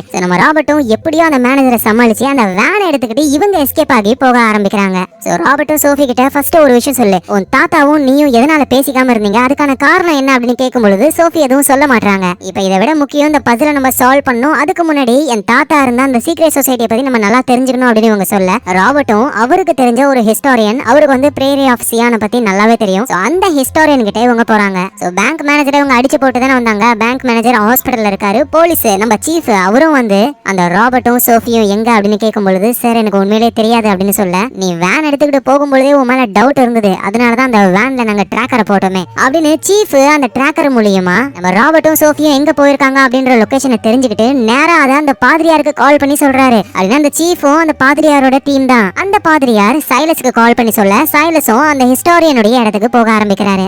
எங்க அந்த ஹிஸ்டாரியனுடைய வீட்டுல இருக்கிற சோஃபியும் ராபர்ட்டும் உங்களுக்கு பிரேரி ஆஃப் சியான் பத்தி என்ன தெரியும் அப்படின்னு சொல்லி கேட்கும்போது ஹிஸ்டாரியனும் விஷயத்த சொல்ல ஆரம்பிக்கிறாரு. பிரேரி ஆஃப் சியான்ன்றது ஒரு சீக்ரெட் குரூப் மாதிரி. உலகம் ஃபுல்லா அந்த குரூப் மெம்பர்ஸ் இருக்காங்க. ஆனா அதுல ரொம்ப முக்கியமானவங்க 4 பேர் மட்டும்தான். அவங்க ஒரு முக்கியமான கடவுளுடைய ரகசியத்தை பாதுகாத்துக்கிட்டு இருக்காங்க. இதை கேட்ட சோஃபியும் என்னத்த ரகசியம், ஜீசஸ் யூஸ் பண்ண அந்த கோப்பை அதுதானே. உடனே அந்த ஹிஸ்டாரியனும் எல்லாரும் அப்படிதான் நினைச்சுக்கிட்டு இருக்காங்க. ஆனா உண்மையிலேயே பிரேரி ஆஃப் சியான் பாதுகாக்கிறது அந்த கோப்பை எல்லாம் கிடையாது. அதையும் தாண்டி உலகமே அதிர்ற அளவுக்கான ஒரு ரகசியம். இன்னைக்கு கிறிஸ்துவ மக்கள் ரொம்ப புனிதமா நினைக்கிறது பைபிளை தான். ஆனா உண்மையிலேயே பைபிள் மனிதர்கள் எழுதுனது தானே தவிர அது கடவுளுடைய வாக்கியங்கள் கிடையாது. சோ பைபிள் உருவாக முக்கியமான காரணம் கான்ஸ்டன்டைன் கான்ஸ்டன்டைன்ன்றவர் தான். அவரை மக்கள் எல்லாருமே ரொம்ப புனிதமானவரா நம்ப ஆரம்பிச்சாங்க. ஆனா உண்மையிலேயே கான்ஸ்டன்டைனே ஒரு கிறிஸ்டியன் கிடையாது. அவருடைய மூதாதையர்கள்லாம் ஆண் தெய்வம் பெண் தெய்வம் மாதிரியான கடவுளை கும்பிட்டவங்க தான். ஆனா கான்ஸ்டன்டைனுக்கு 300 வருஷத்துக்கு முன்னாடி வாழ்ந்த ஒரு யூத ஆள் ஒருத்தர் மக்களுக்கு நல்ல விஷயங்களையும் அவங்களோட குறைகளையும் தீர்த்து வச்சாரு. ஆனா அவரு நம்பினது ஒரே ஒரு கடவுள் அப்படின்ற கோட்பாடை மட்டும்தான். சோ அவரு தான் ஜீசஸ். ஜீசஸ் இறந்ததுக்கு அப்புறம் நிறைய பேர் ஜீசஸ் உடைய கோட்பாடுகளை ஃபாலோ பண்ண ஆரம்பிச்சாங்க. கான்ஸ்டன்டைனுடைய காலகட்டத்துல ரோமே ரெண்டா பிரியிற அளவுக்கு பிரச்சனைகள் உருவாச்சு. ஏன்னா ஒரு ஆண் தெய்வம் பெண் தெய்வம் அப்படின்ற ஒரு கடவுள் கோட்பாடை கொண்ட பேகன் இன மக்கள் வாழ்ந்தாங்க. இன்னொரு பக்கம் ஒரே ஒரு கடவுள் தான் அப்படின்னு ஜீசஸ் உடைய கோட்பாடுகளை ஃபாலோ பண்ண மக்களும் வாழ்ந்தாங்க. இவங்களுக்குள்ள பிரச்சனைகளும் அதிகமாச்சு. இந்த பிரச்சனைகளால கான்ஸ்டன்டைனுடைய பதவியே போகிற அளவுக்கு வந்தது. சோ அப்பதான் கான்ஸ்டன்டைன் ஒரு முடிவே எடுத்தாரு. அந்த டைம்ல ஜீசஸை ஃபாலோ பண்றவங்க அதிக பேர் இருந்தாங்க. சோ அதனால ஜீசஸை மெயினா வச்சு பெரிய அளவுக்கு உண்மையான கிறிஸ்டியானிட்டி அப்பதான் ஃபார்ம் ஆக ஆரம்பிக்குது. சோ இதுல உலகத்தை சேர்ந்த எல்லா இன மக்களும் சேர ஆரம்பிக்கிறாங்க. ஒரு பெரிய சபையும் கிரியேட் ஆகுது. அதோட பேரு கவுன்சில் ஆஃப் நேஷியா. சோ இந்த சபையில இருக்கிறவங்க தான் கிறிஸ்டியன் பண்டிகை எல்லாம் எப்ப வரணும் என்னென்ன நடக்கணும்னு எல்லாத்தையும் முடிவு பண்ணாங்க. இதெல்லாம் தாண்டி அந்த டைம் வரைக்குமே ஜீசஸ் அப்படின்றவர் ஒரு மனிதர். அவரு மக்களுக்கு நல்ல விஷயங்கள் சொன்னாரு, அவ்வளவுதான். ஆனா இந்த சபை மூலியமா ஜீசஸ கடவுளாக்குனாங்க. அவர் இறந்து போய் திரும்ப உயிரோட வந்தாரு அப்படின்னு சொல்ல ஆரம்பிச்சாங்க. சோ இத மக்களும் நம்பி ஜீசஸ கடவுளா பார்க்க ஆரம்பிச்சு கிறிஸ்டியானிட்டியும் வளர ஆரம்பிச்சது. இப்படின்னு அந்த ஹிஸ்டாரியன் சொன்ன உடனே அதை கேட்டுக்கிட்டு இருக்கிற நம்ம ராபர்ட் கொதிக்கிறாரு. ஹலோ, நான் ஜீசஸ நம்புறவன், எனக்கு தெரியும் அவர் உண்மையிலேயே உயிர் தெழுந்தாரு, அவருக்கு உண்மையிலேயே பவர்ஸ் எல்லாம் இருக்கு. உடனே அந்த ஹிஸ்டாரியனும் அதுக்கெல்லாம் வாய்ப்பே கிடையாது, கான்ஸ்டன்டைன் வந்ததுக்கு அப்புறம் தான் ஜீசஸ்ன்ற ஒரு நல்ல மனுஷனை கடவுளா மாத்தினாரு அப்படின்னு இவங்க ரெண்டு பேரும் சண்டை போட்டுக்க சோஃபியா வந்து அட நிறுத்துங்கப்பா, இது இப்ப ரொம்ப முக்கியமா, ஃபர்ஸ்ட் அந்த ரகசியம் என்ன அதை சொல்லுங்க அப்படின்னு போதுதான் அந்த ஹிஸ்டாரியன் டாவின்சியோடைய லாஸ்ட் சப்பர் அப்படின்ற அந்த பெயிண்டிங்கை காட்டுறாரு. இந்த பெயிண்டிங்கை பாருங்க, எத்தனை கோப்பைகள் இருக்கு. இதுல ஒரு கோப்பை ஜீசஸோடது, அதுதான் ரொம்ப புனிதம் அப்படின்னு நம்புறதெல்லாம் முட்டாள்தனம். இந்த பெயிண்டிங்ல வேற ஒரு ரகசியம் ஒளிஞ்சிருக்கு அப்படின்னு சொல்றாரு. ஏய் ராபர்ட், உனக்கு தான் சிம்பிள்ஸை பத்தி நிறைய தெரியுமே, ஆண் பெண் அதுக்கான சிம்பிள் என்ன அப்படின்னு கேட்கும் பொழுது ராபர்ட்டும் பிளேடுன்ற ஒரு சிம்பிள் ஆணுக்காகவும் அது வந்து பார்க்க ட்ரையாங்கிள் மாதிரி இருக்கும். அவர் பெண்ணுக்காக சேலஸ்னு ஒரு சிம்பிள், அது கோப்பை மாதிரி அவரோட கையை வச்சு அந்த சிம்பிளை காட்டுறாரு. சோ இந்த பெயிண்டிங்ல பெண்ணுக்கான ஒரு சிம்பிளை சிம்பாலஜிக்கலா டாவின்சி சொல்லியிருக்காரு. சோ பிரையரி ஆஃப் சியான் பாதுகாக்கிறது இந்த கோப்பையை கிடையாது, ஜீசஸுக்கு பக்கத்துல இருக்கிற இந்த ஒரு பெண்ணை தான் அப்படின்னு சொல்றாங்க. அவங்களோட பேரு மேரி மெக்டலின். இன்னும் சொல்ல போனா கிறிஸ்டியனால இந்த மேரி மெக்டலின் ஒரு விபச்சாரி அப்படின்னு சொல்லி பரப்புனாங்க வேணும்னே. ஆனா உண்மையிலேயே இந்த மேரி மெக்டலின் தான் ஜீசஸோட ஒய்ஃப் அப்படின்னு சொல்ல ராபர்ட்டும் சோஃபியும் ஷாக் ஆகுறாங்க. இதுக்கு என்ன ஆதாரம் அப்படின்னு கேட்கும்போது கான்ஸ்டன்டைன் வந்துட்டு ஒரு சபையை உருவாக்குனார்ல, அந்த சபையில ஜீசஸை பத்தின எல்லா விஷயங்களும் இருந்தது, பண்டிகைகளை பத்தி எல்லாம் முடிவெடுத்தாங்க. ஆனா மேரி மெக்டலினை பத்தின எந்த ஒரு விஷயத்தையும் வாயை திறக்கவே இல்ல. இன்னும் சொல்ல போனா அதை மறைச்சிட்டாங்க, அழிச்சிட்டாங்க. ஆனா உண்மையிலேயே ஜீசஸ் வந்து அவருக்கு அப்புறம் அவரோட ஒய்ஃப் மேரி மெக்டலின் தான் நீ தான் எல்லாத்தையும் பாத்துக்கணும் அப்படின்னு சொன்னாரு. அதாவது ஜீசஸுக்கு அப்புறமா அவரோட ஒய்ஃப் தான் எல்லாமே. ஆனா பிரச்சனை என்னன்னா அந்த காலகட்டத்துல பெண்கள் வந்து ஒரு பொருள் தான், அந்த அளவுக்கு மதிக்கவே மாட்டாங்க. இப்ப வரைக்குமே அந்த நிலைமை அவ்வளவா மாறலதான். ஆனா அந்த டைம்ல ரொம்ப மோசமா இருந்தது. ஜீசஸ சிலுவையில ஏத்தும் பொழுதுலாம் ஜீசஸோட ஒய்ஃபான மேரி பிரெக்னெண்டா இருந்திருக்காங்க. சோ ஜீசஸுக்கு அப்புறம் மேரியை ஏத்துக்க முடியாததுனால மேரியை கொல்லலாம் ட்ரை பண்ணிருக்காங்க. அவங்க தப்பிச்சு பிரான்ஸுக்குலாம் வந்திருக்காங்க. ஒரு பெண் குழந்தையும் பெத்தெடுத்திருக்காங்க. அந்த பெண் குழந்தையோட பேரு சாரா. இந்த விஷயங்கள்லாம் நடந்து 11 வருஷம் கழிச்சு தான் கான்ஸ்டன்டைன் வராரு, பைபிளை உருவாக்குறாரு, கிறிஸ்டியானிட்டி பெருசாகுது. மேரி மெக்டலினை பத்தி இவங்க வாயை திறக்கவே இல்லை. ஏன்னா ஜீசஸ்ன்றவரு கடவுள், அவருக்கு ஒய்ஃப் இருக்காங்கன்ற விஷயம் எல்லாம் சொல்லிட்டா கடவுள் அந்தஸ்து வராதுன்னு சொல்லி மொத்தமா அதை மறைச்சிடுறாங்க. ஆனா அந்த டைம்ல பேகன் இனத்துல வந்துட்டு ஆண் கடவுளையும் கும்பிடுவாங்க, பெண் கடவுளையும் கும்பிடுவாங்களா. அவங்க வந்துட்டு ஜீசஸ் உடைய ஒய்ஃபும் கடவுள் தான் அப்படின்ற மைண்ட் செட்ல வராங்க. ஆனா யார் யாரெல்லாம் கிறிஸ்டியானிட்டிக்கு எதிரான கருத்துக்களை சொல்றாங்களோ, ஜீசஸ ஒரு மனிதர் அப்படின்னு சொல்றாங்களோ, அவங்க எல்லாரையுமே தேடி தேடி கொல்ல ஆரம்பிச்சாங்க. உண்மையிலேயே பிரையரி ஆஃப் சியான் வந்து பாதுகாக்கிற அந்த பொருள் என்ன அப்படின்னா ஜீசஸோட பிளட் லைன் தான். அதாவது ஜீசஸ்க்கும் மேரி மெக்டலினுக்கும் ஒரு குழந்தை பிறக்குது, அந்த குழந்தைக்கு குழந்தை பிறக்குது இப்படின்னு ஜீசஸோட வம்சாவளி இருக்காங்கல்ல, அந்த வம்சத்தை பாதுகாக்கிறது தான் பிரையரி ஆஃப் சியானுடைய வேலையே. ஆனா இந்த மாதிரி ஜீசஸோட வம்சாவளிகள் உயிரோட இருந்தாங்கன்னா ஜீசஸ் கடவுள் கிடையாது, அவர் ஒரு மனுஷன், இவ்வளவு நாள் நம்ம நம்பிக்கிட்டு இருந்ததெல்லாம் பொய்யாயிடும் அப்படின்றதுக்காகவே ஜீசஸோடைய வம்சத்தையே அழிக்கணும்னு இன்னொரு ஒரு குரூப் ட்ரை பண்ணுது. இதுல விஷயம் என்னன்னா ரெண்டு பேருமே ஜீசஸை நம்புறவங்க தான். ஒருத்தவங்க ஜீசஸ் நல்ல மனிதர் அப்படின்னு நம்புறாங்க, இன்னொருத்தவங்க வந்து ஜீசஸ் கடவுள் அப்படின்னு நம்புறாங்க. அது பொய்ன்னு தெரிஞ்சும் அதை தான் நம்புறாங்க. அந்த ரகசியத்தை அழிக்கணும்னு ட்ரை பண்றவங்க தான் அந்த பாதிரியாரு, டீச்சர்ன்றவரு, சைலஸ், இவங்கலாம். அதை காப்பாத்தணும்னு ட்ரை பண்ற பிரையரி ஆஃப் சியானை சேர்ந்த முக்கியமான ஆட்கள் இறந்து போயிட்டாங்க. இப்ப அந்த கடமை நம்ம ராபர்ட்டுக்கும் சோஃபிக்கும் வந்திருக்கு. அப்பதான் அந்த ஹிஸ்டாரியன் வீட்டு டிவில நம்ம ராபர்ட்டும் சோஃபியும் கொலை பண்ணிருக்காங்க அப்படின்ற நியூஸ்லாம் வருது. அதை பார்த்துட்டு இவரு கடுப்பு ஆகுறாரு. ஒரு கொலையை பண்ணிட்டு வந்துட்டு தான் நீங்க இதெல்லாம் கேட்டுக்கிட்டு இருந்தீங்க என்கிட்ட அப்படின்னு அவர் கேட்கும்பொழுது, எங்க பாருங்க சார், எங்களை நம்புங்க, நாங்க எந்த ஒரு தப்பும் பண்ணவே இல்லை. இந்த பொண்ணோட தாத்தா நீங்க சொன்னீங்களே பிரையரி ஆஃப் சியான், அதுல முக்கியமான 4 பேர்ல ஒருத்தர், வேணா நீங்க செக் பண்ணி பாருங்க அப்படின்னு சொல்ல அவரும் செக் பண்ணி பார்த்துட்டு ஷாக் ஆகுறாரு. இதெல்லாம் தாண்டி அந்த பசிலையும் காட்டுறாங்க. சோ இவர் முழுசா நம்பிடுறாரு. இப்ப இந்த பசில்ல தான் ஜீசஸோடைய பிளட் லைன் எங்க இருக்காங்க அப்படின்ற விஷயம் எல்லாமே இருக்கும். சோ இதை இவங்க சீக்கிரமா சால்வ் பண்ணி ஆகணும். ஆனா அதுக்குள்ள அந்த சைலஸ் ஹிஸ்டாரியனுடைய வீட்டுக்குள்ள வந்துடுறாரு. நம்ம ஆளுங்களும் அந்த சைலஸ அடிச்சு போட்டுறாங்க. அப்புறம் அவரோட உடம்ப செக் பண்ணி பார்க்கும்போது உடல் ஃபுல்லா ரொம்ப காயமா இருக்கு. அதோட ஒரு சிம்பிளும் இருக்கு. இதே சிம்பிளை தான் நம்ம ராபர்ட் அந்த சீஃப் போலீஸ் இருக்கார்ல அவரோட ட்ரெஸ்லயும் பாத்துருப்பாரு. அப்படின்னா சீஃப் போலீஸும் இந்த குரூப்பை சேர்ந்தவங்க தான். இவனுக்கு நம்ம இருக்கிற இடம் தெரியும் அப்படின்னா சீஃப் போலீஸும் இங்க வந்துருவாரு. உடனே கிளம்பணும்னு மயங்கி இருக்கிற அந்த சைலஸையும் கூட்டிட்டு அங்க இருந்து எஸ்கேப் ஆகுறாங்க வேகமா. இவங்க அந்த பசில சால்வ் பண்ணி ஆகணும். ஆனா அதுக்கு முன்னாடி சேஃபான ஒரு இடத்துக்கு போகணும். நல்லவேளை அந்த ஹிஸ்டாரியனுடைய பிரைவேட் ஃபிளைட் மூலியமா அப்படியே வானத்துல பறந்துகிட்டு இருக்காங்க. கூட அந்த சைலஸும் இருக்காருல்ல. சோஃபிக்கு செம்மையா கடுப்பாகுது. நீ தானே என் தாத்தாவை கொன்னுன்னு போட்டு பயங்கரமா அடிக்கலாம் செய்யறாங்க. அப்புறம் சோஃபி அந்த ஹிஸ்டாரியன் கிட்டயே வந்து ஆமா மேரி மெக்டலனுக்கு என்ன ஆச்சு அப்படின்னு கேட்கும் பொழுது அவங்க வாழ்க்கை ஃபுல்லா ஓடி மறைஞ்சுதான் வாழ்ந்துகிட்டு இருந்தாங்களே, ஒரு வழியா அவங்க சாகும் பொழுது அவங்களுக்காக ஒரு சமாதியையும் பண்ணாங்க. ஆனா அந்த சமாதி இருக்க கூடாது, அதை மொத்தமா அழிக்கணும் அப்படின்னு சொல்லி கிறிஸ்டியானிட்டில இருக்கிற நிறைய குரூப் ட்ரை பண்ணாங்க. அப்புறம் காலங்கள் கடந்து போக மேரி மெக்டலனோட சமாதி எங்க இருக்குன்னு யாருக்குமே தெரியாம போயிடுச்சு. பிரைரி ஆஃப் சியானை சேர்ந்தவங்க ஜீசஸ் உடைய பிளட் லைனை பாதுகாத்துக்கிட்டு வராங்க. ஆனா அவங்க மிஸ் பண்ண ஒரே விஷயம் என்னன்னா மேரி மெக்டலனுடைய சமாதி. அதனால ஒரு பிரெஞ்சு அரசரை யூஸ் பண்ணி ரோம் மேல படையெடுத்து அதை ஜெயிச்சு அந்த இடத்துல மேரி மெக்டலனுடைய சமாதியை தேடி கண்டுபிடிக்கவும் செஞ்சுட்டாங்க. முன்னாடி ராபர்ட் வந்து சோஃபி கிட்ட ஒரு கதையை சொல்லுவார்ல, பிரெஞ்சு அரசர் வந்து படையெடுத்து வந்தாரு, அந்த கோப்பையை தேடி போனாங்கன்னு. ஆக்சுவலா கோப்பை கிடையாது, அவங்க வந்ததே மேரி மெக்டலனுடைய அந்த சமாதியை கண்டுபிடிக்கிறதுக்காக தான். சோ இப்ப அந்த பாதிரியாரோட கும்பல் இருக்காங்களே அவங்களும் மேரி மெக்டலனுடைய சமாதியை கண்டுபிடிக்க தான் ட்ரை பண்றாங்களே. ஏன்னா ஜீசஸோட பிளட் லைனை கொல்றதை விட மேரி மெக்டலனுடைய சமாதியை அழிச்சிட்டாவே எல்லா ப்ராப்ளமும் ஓவர். யோசிச்சு பாருங்க, சமாதி இல்ல அப்படின்னா யாராவது நான் தான் ஜீசஸோட பிளட் லைன் சொன்னா என்ன ஆதாரம்னு கேட்டு அவங்கள ஆஃப் பண்ணிடலாம். ஆனா இதுவே மேரி மெக்டலனுடைய சமாதி இருக்கு அப்படின்னா அவங்களோட உடம்பும் இருக்கும். அதுல இருக்கிற டிஎன்ஏ மூலியமா ஜீசஸோட பிளட் லைனை அழகா கண்டுபிடிச்சிட முடியும். அதனாலதான் இந்த சமாதியை அழிக்கணும்னு பாதிரியாரும் ட்ரை பண்றாரு. எப்படி இந்த ஹிஸ்டாரியன் பேசிக்கிட்டு இருக்கும்போது நம்ம ராபர்ட் என்ன பண்றாருன்னா அந்த பசில் இருந்த பாக்ஸ், அந்த பாக்ஸோட டாப்ல ஒரு ரோஸ் இருக்கு. அந்த ரோஸுக்கு கீழே செக் பண்ணி பார்க்கும்போது பார்த்தா அது தனியா கழண்டிக்கிட்டு வருது. அதுல சில வேர்ட்ஸ் எல்லாம் இருக்கு, என்ன தலைகளா இருக்கு. அதுல இருக்கிறத இவங்க படிக்கும் பொழுதுதான் இந்த பிரைரி ஆஃப் சியான்ஸ் இருக்காங்கல்ல அவங்க ஒரு படை வீரர்களை உருவாக்குனாங்க, நைட் டேம்ப்ளர்ஸ்னு. ஆனா அந்த நைட் டேம்ப்ளர்ஸை எல்லாரையுமே சாகடிச்சிட்டாங்க பிளான் பண்ணி, சாத்தான கும்பிடுறவங்க அப்படின்னு சொல்லி. அப்படியே ஒரு நைட் டேம்ப்ளர் இறந்து போய் அவரோட இறுதி அஞ்சலிக்கு ஒரு போப் வந்திருக்காராம். அது மட்டும் கிடையாது, அந்த இறந்து போன நைட் டெம்பிளருடைய சமாதிக்கு முன்னாடி ரெட் கலர்ல உருண்டையா ஒண்ணு இருக்கும். அதுதான் இந்த பசில சால்வ் பண்றதுக்கான முக்கியமான க்ளூ அப்படின்னு போட்டிருக்கு. போப்ன்றவர் யாருன்னா ஜீசஸ வந்து கடவுள் அப்படின்னு நம்புறவரு. ஆனா நைட் டேம்ப்ளர்ஸ்ன்றவங்க ஜீசஸ் வந்து ஒரு மனிதர் அப்படின்னு நம்புறவங்க. இவரோட சாவுக்கு இந்த போப் எதுக்காக போகணும், அந்த ரெட் கலர் உருண்டையா இருக்கிறது தான் நம்மளோட அடுத்த க்ளூ அப்படின்னு இந்த நைட் டேம்ப்ளர்ஸ் எல்லாம் அடக்கம் பண்ண ஒரு இடம் இருக்கும் லண்டன்ல, அந்த இடத்துக்கு இவங்க போறாங்க. இந்த நேரத்துல சீஃப் போலீஸ் இருக்காருல்ல, ஆக்சுவலா சீஃப் போலீஸ் வந்து அந்த பாதிரியாரோட ஆள்லாம் கிடையாது. அந்த பாதிரியாரை வந்து இவர் கண்மூடித்தனமா நம்புறாரு. அந்த நம்பிக்கைய பாதிரியார் அவருக்கு ஏத்த மாதிரி யூஸ் பண்ணிக்கிட்டாரு. என்னன்னா ராபர்ட் வந்து என்கிட்ட வந்தான், நிறைய கொலை பண்ணிருக்கேன், பாவ மன்னிப்பு கேட்டான், இன்னமும் நிறைய கொலை பண்ணுவானா அப்படின்னு இந்த பாதிரியார் போட்டு விட்டதுனாலதான் சீஃப் போலீஸ் வந்து இப்ப ராபர்ட்டை பிடிக்கணும்னு நினைக்கிறாரு. அதோட இந்த டீச்சர்னு ஒருத்தர் இருப்பார்ல, அவரு பாதிரியாருக்கு கால் பண்ணி என்னோட பணத்தை லண்டன்ல கொண்டு வந்து கொடுத்துருங்க அப்படின்னு சொல்றாரு. பாதிரியாரும் லண்டனுக்கு கிளம்பி போறாரு. ஆல்ரெடி லண்டன்ல இருக்கிற நம்ம ராபர்ட், சோஃபி, ஹிஸ்டாரியனோட பாடி கார்டு ஒருத்தர், இவங்க 4 பேருமே அந்த நைட் டெம்பிளர்ஸ் உடைய அந்த சமாதி இருக்கிற இடத்துக்கு போறாங்க. ஆனா போய் பார்த்ததுக்கு அப்புறம் தான் தெரியுது அது சமாதி கிடையாது, ஒரு நினைவிடம் அப்படின்னு. அட என்னடா பண்றதுன்னு இவங்க யோசிக்கும் போது அந்த சைலஸ் இருக்காருல்ல அவரு உள்ள வந்துடுறாரு. சோஃபியோட கழுத்துல கத்திய வச்சு ஒழுங்கு மரியாதையா அந்த பசில் பாக்ஸை கொடுத்துட்டு இல்லனா இவ செத்துருவா அப்படின்னு சொல்ல ராபர்ட்டும் என்ன பண்ணலாம்னு யோசிக்கிறாரு. அப்ப அந்த ஹிஸ்டாரியனோட பாடி கார்டு ஒருத்தர் அவரு கன்னை எடுத்து நம்ம ராபர்ட்டோட தலையில வச்சு ஒழுங்கு மரியாதையா பசில கொடுத்துரு அப்படின்னு சொல்லி மிரட்டுறாரு.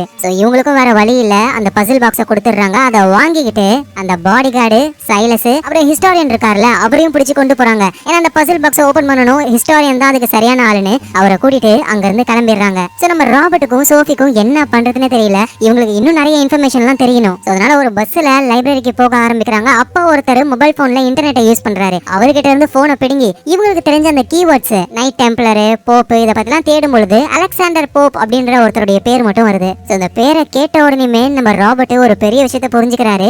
நேரா இவங்க ஐசக் நியூட்டனுடைய சமாதிக்கு போறாங்க. ஐசக் நியூட்டனுடைய பெஸ்ட் ஃப்ரெண்ட் யாருன்னா அலெக்சாண்டர் போப். நியூட்டனுடைய இறுதி அஞ்சலிக்கு அலெக்சாண்டர் போப்போ வந்திருக்காரு. போப்புன்றவரு ஜீசஸ நம்புறவரு, ஆனா நியூட்டன் வந்துட்டு சயின்ஸ நம்புறவரு. அதோட என்னோட கெஸிங் மட்டும் சரியா இருந்ததுன்னா பிரைரி ஆஃப் சியானுடைய தலைவரா அந்த டைம்ல நியூட்டன் தான் இருந்திருக்கணும். அவரோட சமாதியில தான் அந்த ரெட் கலர் உருண்டையான பொருள் இருக்கு அப்படின்னு சொல்லி நியூட்டனுடைய சமாதிக்கு இவங்க போறாங்க. இந்த நேரத்துல அந்த ஹிஸ்டாரியனுடைய பாடி கார்டு என்ன பண்றாருன்னா சைலஸ ஒரு இடத்துல டிராப் பண்றாரு. உன்னோட வேலை முடிஞ்சிருச்சு, நீ இனிமே இங்க தங்கிக்கலாம் அப்படின்னு சொல்றாரு. அவரும் நம்ம ஹிஸ்டோரியன் தாத்தாவை கூட்டிட்டு ஒரு இடத்துக்கு போறாரு. இப்பதான் ஒரு பெரிய ட்விஸ்டே தெரிய வருது. ஆக்சுவலா அந்த டீச்சர்ன்றவர் யாருன்னா ஹிஸ்டாரியன் தான். சோஃபியோட தாத்தா. அவர் மட்டும் இல்லாம இன்னும் 4 பேர் சாகிறதுக்கு ரீசன், இந்த சைலஸ்க்கு கால் பண்ணது, பாதிரியாருக்கு கால் பண்ணது எல்லாமே ஹிஸ்டாரியன் தாத்தா தான். இப்ப கூட இவருக்கு ஹெல்ப் பண்ண அந்த பாடி கார்டுக்கு சரக்க கொடுத்து தலைவர் பாடி கார்டையே காலி பண்றாரு. அவர் அந்த சீஃப் போலீஸ் இருக்காருல்ல, அவருக்கு கால் பண்ணி நீங்க தேடிக்கிட்டு இருக்கிற கொலகாரன் இந்த அட்ரஸ்ல தான் இருக்கான் அப்படின்னு இப்ப சைலஸை இறக்கி விட்டாங்களா ஒரு இடம், அந்த இடத்தோட அட்ரஸ் சொல்லி விட்டுறாரு. அதோட அதே அட்ரஸுக்கு தான் அந்த பாதிரியார் இருக்காருல்ல, அவரையும் பணத்தை எடுத்துட்டு வர சொல்லிருக்காரு. இந்த விஷயத்தை கேட்டுட்டு நம்ம சீஃப் போலீஸ் என்ன பண்றாருன்னா அவர் அந்த இடத்துக்கு போறாரு. அங்க அந்த சைலஸையும் பாக்குறாரு. சைலஸ் போலீஸை பார்த்த உடனே சுடலாம் ட்ரை பண்றாரா. சோ இவங்களுக்கு சந்தேகம் கன்ஃபார்ம் ஆயிடுது, இவன் தான் அந்த கொலையை பண்ணிருக்கான் அப்படின்னு சொல்லிட்டு. அதோட அந்த இடத்துக்கு அந்த பாதிரியாரும் வராரு. தெரியாதனமா இவன் பாதிரியாரையும் ஷூட் பண்ணிடுறான். அப்புறம் போலீஸ் சைலஸை போட்டு தள்ளிடுறாங்க. சைலஸ் அங்கேயே இறந்து போயிடுறாரு. பாதிரியார் மட்டும் கொஞ்சம் உயிர் பொழைச்சு ஆம்புலன்ஸ்ல தூக்கிட்டு போறாங்க. அப்ப அந்த பாதிரியார் அவரோட ஆளு அந்த சைலஸை பத்தி பேச, உனக்கு எப்படி இவனோட பேர்லாம் தெரியும், அதோட உங்ககிட்ட பாவ மன்னிப்பு கேட்க வந்தது ராபர்ட்னு சொன்னேன், ஆனா இவன் பண்றதெல்லாம் பார்த்தா இவன் தான் கொலைகாரன்னு தோணுது, இவன் பேரையும் நீ கரெக்டா சொல்ற அப்படின்னா அது எல்லாத்துக்கும் காரணம் நீதான், ராபர்ட் மேல எந்த தப்பும் கிடையாது, என்கிட்ட போய் சொல்லி என்ன யூஸ் பண்ணிருக்கல அப்படின்னு சொல்லி சீஃப் போலீஸும் இப்போ ராபர்ட் மேல எந்த தப்பும் கிடையாது, இந்த பாதிரியார் தான் நம்மள வச்சு விளையாடி இருக்கான் அப்படின்னு புரிஞ்சுக்கிறாரு. எங்க நம்ம டீச்சர் அதான் அந்த ஹிஸ்டாரியன் இருக்கார்ல, அவர்கிட்ட தான் இப்ப பசில் இருக்கு. அவரும் நியூட்டனுடைய சமாதிக்கு தான் போறாரு. நம்ம ராபர்ட்டையும் சோஃபியையும் மீட் பண்றாரு. சோ இவங்களுக்கும் புரிஞ்சிருச்சு எல்லாத்துக்கும் காரணம் இந்த ஹிஸ்டாரியன் தான் கூட இருந்தே குழி பிடிச்சிருக்கான் அப்படின்னு சொல்லி. ஏன் இந்த மாதிரி பண்ண அப்படின்னு கேட்கும் பொழுது, என்னோட எய்மே ஜீசஸ் ஒரு மனிதர், அவ்வளவுதான், அவரு கடவுள் கிடையாது, அவரு கடவுள் அப்படின்னு சொல்லிட்டு இந்த கிறிஸ்டியன் மதம் எவ்வளவு பேரை கொண்டு இருக்குன்னு தெரியுமா, அப்பாவி மக்கள் இவங்களால இறந்து போயிருக்காங்க, இதை எல்லாத்தையும் தடுக்கணும், அதுக்கு ஜீசஸ் மனிதர் அப்படின்னு நான் நிரூபிக்கணும். இது எல்லாத்துக்குமே எனக்கு தேவையானது மேரி மெக்டலினுடைய சமாதி, அதை மட்டும் கண்டுபிடிச்சிட்டனா போதும் அப்படின்ற மாதிரி இவர் சொல்றாரு. அந்த சமாதி எங்க இருக்குன்றதுக்கான க்ளூ இந்த பசில் பாக்ஸ்குள்ள தான் இருக்கு, இதை ஓபன் பண்ணி கொடுங்க அப்படின்னு சொல்லி கன் பாயிண்ட்ல இப்போ ராபர்ட்டையும் சோஃபியையும் அவர் மிரட்ட ஆரம்பிக்கிறாரு. சோ ராபர்ட்டும் அதை வாங்கிக்கிட்டு அதை ஓபன் பண்றதுக்கான அந்த கீவேர்டு அந்த க்ளூ என்னன்னு தெரியாம முழிச்சுக்கிட்டு இருக்காரு. அதுக்கப்புறம் கொஞ்ச நேரம் கழிச்சு அந்த பசில் பாக்ஸ அப்படியே தூர தூக்கி போட்டுறாரு. அது மட்டும் கீழே விழுந்தது, அவ்வளவுதான், அந்த பசிலுக்குள்ள இருக்கிற வினிகர் லீக் ஆகி அந்த மெசேஜ் ஃபுல்லா அழிஞ்சிரும். அதனால அந்த ஹிஸ்டாரியனும் கன்னெல்லாம் தூக்கி போட்டு ஓடி போயிட்டு அதை பிடிக்க ட்ரை பண்றாரு. ஆனா வேஸ்ட் தான், அந்த பசில இருந்து வினிகர்லாம் லீக் ஆகி அந்த மெசேஜ் மொத்தமா அழிஞ்சிருச்சு. செம்ம கடுப்பாகிறாரு ஹிஸ்டாரியன். நல்லவேளையா அதுக்குள்ளேயே சீஃப் போலீஸ் ஆளுங்களோட வந்து அந்த ஹிஸ்டாரியனையும் அரெஸ்ட் பண்ண ஆரம்பிக்கிறாங்க. நம்ம ராபர்ட் மேலேயும் சோஃபி மேலேயும் எந்த தப்பும் இல்லாததுனால அவங்கள விட்டுறாங்க. ஹிஸ்டாரியனை அரெஸ்ட் பண்ணி கூட்டிட்டு போகும்போது அவர் கத்துறாரு, டே ராபர்ட், எனக்கு நல்லா தெரியும் நீ அந்த பசில் ஓபன் பண்ணி உள்ள இருக்கிற மெசேஜை எடுத்துட்ட, எம்டி பசில் பாக்ஸ தான் நீ தூக்கி போட்டிருக்க, உனக்கு அந்த ரகசியம் எங்க இருக்குன்னு தெரியும் தானே, எனக்கு புரிஞ்சிருச்சுரா அப்படின்னு கத்துறாரு. ஹிஸ்டாரியன் சொன்னது உண்மைதான். நம்ம ராபர்ட் அந்த பசில் பாக்ஸ்ல இருந்து மெசேஜ் எடுத்துட்டாரு. மேரி மெக்டலினுடைய சமாதி எங்க இருக்கு அப்படின்னு ஒரு கவிதை மாதிரி எழுதிருக்கு. ஆண் பெண்ணுக்கான சிம்பிளோட கலை பொருட்களுக்கு நடுவுல நட்சத்திரங்கள் எல்லாம் பார்த்த மாதிரி மேரி மெக்டலின் படுத்துக்கிட்டு இருக்காங்க அப்படின்ற மாதிரியான வாக்கியம் அது. இவங்களும் நல்லா திங்க் பண்றாங்க. பிரைரி ஆஃப் சியான் இருக்காங்கல்ல, அந்த குரூப்போடைய ஒரு முக்கியமான இடத்துல தான் கண்டிப்பா பாதுகாப்பா மேரி மெக்டலினுடைய சமாதி இருக்கும். அப்படி பிரைரி ஆஃப் சியானுடைய ஒரு சர்ச்சுக்கு போறாங்க. இவங்க நினைச்ச மாதிரியே அந்த சிம்பிள் இருக்கு, ஆண் பெண்ணுக்கான சிம்பிள், அதான் பிரமிட் மாதிரி மேல் நோக்கியும் கீழ் நோக்கியும் இருக்கு. அப்புறம் அந்த சர்ச்சுடைய ஒரு இடத்துல கலை பொருட்கள்லாம் இருக்கு. அப்புறம் அதோடைய சீலிங்ஸ்ல ஸ்டார்ஸ் மாதிரி எல்லாம் பொறிச்சு வச்சிருக்காங்க. அந்த விடுகதையில வர மாதிரியே எல்லாமே இருக்கு. அந்த நட்சத்திரங்களை பார்த்த மாதிரியே மேரி படுத்திருப்பாங்க அப்படின்னு சொல்லி கரெக்டா அதுக்கு கீழே போயிட்டு செக் பண்ணி பாக்குறாங்க. ஆனா எந்த ஒரு சமாதியும் இருக்கிற மாதிரி தெரியல. ஆனா நிறைய டாக்குமெண்ட்ஸ் எல்லாம் இருக்கு. அந்த டாக்குமெண்ட்ஸ் எல்லாமே ஜீசஸோடைய பிளட் லைன் சம்பந்தப்பட்டவங்க தான் இருக்கு. அதாவது ஜீசஸ்க்கும் மேரி மெக்டலினுக்கும் பிறந்த சாராவுக்கு பிறந்தது யாரு அப்படின்னு ஒரு ஃபேமிலி ட்ரீயே இருக்கு. அதோட ஒரு நியூஸ் பேப்பரும் இருக்கு. அதெல்லாம் பார்த்ததுக்கு அப்புறம் தான் ராபர்ட் அப்படியே பிரமிச்சு போறாரு. அந்த சோஃபி கிட்ட உனக்கும் தாத்தாவுக்கும் சண்டைன்னு சொன்னல, அது ஏன்னு நான் சொல்லட்டுமா, ஏன்னா நீ உன்னோட அப்பா அம்மாவை பத்தி எல்லாம் கேட்ட, அவர் ஒழுங்கா அதுக்கு பதில் சொல்லல, அதனாலதான் நீங்க சண்டை போட்டுக்கிறீங்க அப்படின்னு கேட்க, உங்களுக்கு எப்படி இதெல்லாம் தெரியும் அப்படின்னு சோஃபியும் ஷாக் ஆகுறாங்க. ராபர்ட்டும் இப்பதான் ஒரு பெரிய உண்மையை சொல்ல ஆரம்பிக்கிறாரு. சோஃபியோடைய அப்பா அம்மா வந்து ஆக்சிடென்ட்ல இறந்து போயிட்டாங்க. அதுக்கப்புறம் சோஃபி வந்து அவங்க தாத்தா கூட தான் வளர்ந்தாங்களே, அதான் ஸ்டார்டிங்ல இறந்து போனார்ல அவரு. ஆனா உண்மையிலேயே அவரு சோஃபியோடைய தாத்தாவே கிடையாதான், அவரு ஜஸ்ட் எடுத்து தான் வளர்த்திருக்காராம். சோஃபியோடைய அப்பா அம்மா, சோஃபியோடைய தாத்தா, கொள்ளு தாத்தா, இவங்க எல்லாம் யாருன்னா ஜீசஸோட பிளட் லைனை சேர்ந்தவங்க. அதாவது ஜீசஸோடைய வம்சாவளி தான் இந்த சோஃபியே. அதனாலதான் அந்த தாத்தா வந்துட்டு சோஃபிய வெறும் சோஃபின்னு சொல்லாம பிரின்சஸ் சோஃபின்னு சொல்லுவாரு, ஏன்னா அவங்க ஜீசஸோட பிளட் லைன். இவ்வளவு நேரம் ராபர்ட் ஜீசஸோட பிளட் லைன் கூட தான் சுத்திக்கிட்டு இருந்தாரு. இந்த விஷயத்த புரிஞ்சுக்கிட்டு சோஃபியும் ஷாக் ஆகுறாங்க. அதோட அவங்க இருக்கிற அந்த சர்ச்ல நிறைய பேர் வராங்க. எல்லாருமே பிரையரி ஆஃப் சியானை சேர்ந்தவங்க தான்.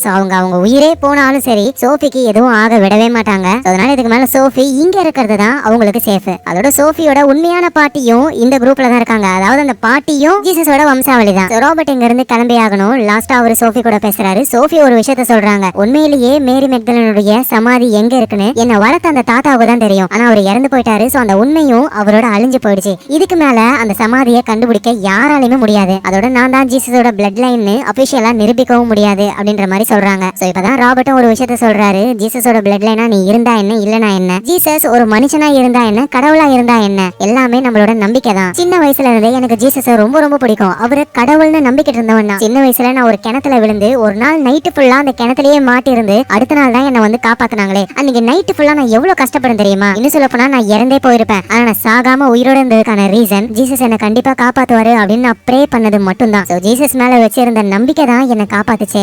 என்ன மாதிரியே அவரை கடவுள் நம்பிக்கிட்டு நிறைய பேர் ப்ரே பண்றாங்க. அவங்களோட நம்பிக்கையை நம்ம கெடுக்க வேணாம் அப்படின்னு ராபர்ட் சொல்ல இத சோஃபியும் புரிஞ்சுக்கிறாங்க. பிரையரி ஆஃப் சியானோ வந்துட்டு ஜீசஸ் ஒரு மனுஷன் தான் அப்படின்னு நிரூபிக்கலாம் அவங்க போராடல. அவங்க ஜீசஸோட வம்சாவளிய பாதுகாக்கறாங்க, அவ்வளவுதான். இந்த இடையில அந்த ஹிஸ்டாரியன் தான் வந்துட்டு ஜீசஸ் ஒரு மனுஷன் அப்படின்னு நிரூபிக்கணும்னு ட்ரை பண்ணாரு. எதேனவோ மேரி மெக்டலனோட சமாதியை இதுக்கப்புறம் யாராலையுமே கண்டுபிடிக்க முடியாது, நான் போயிட்டு வரேன்னு ராபர்ட்டும் அங்க இருந்து கிளம்பிடுறாரு. வீட்டுக்கு போயிட்டு அவரு ஷேவிங் பண்ணிக்கிட்டு இருக்கும்போது லைட்டா கிழிஞ்சி பிளட் ஊத்த ஆரம்பிக்குது. அது அப்படியே ஒரு லைனா ஃபார்ம் ஆகுது. மேரி மெக்டலனுடைய சமாதி வந்து ரோஸ் லைன் கீழே இருக்கும். அதாவது பூமியோடைய பிரைம் மெரிடியன் டைம் ஜோன்லாம் ஜீரோல இருக்கிற இடம் அந்த லைன்ல தான் இருக்கும். அது வந்து ஒரு சின்ன லைன் கிடையாது. பூமியோடைய ஒரு பெரிய நார்த்ல இருந்து சவுத் வரைக்கும் ஜாயின் பண்ற ஒரு பெரிய லைன்.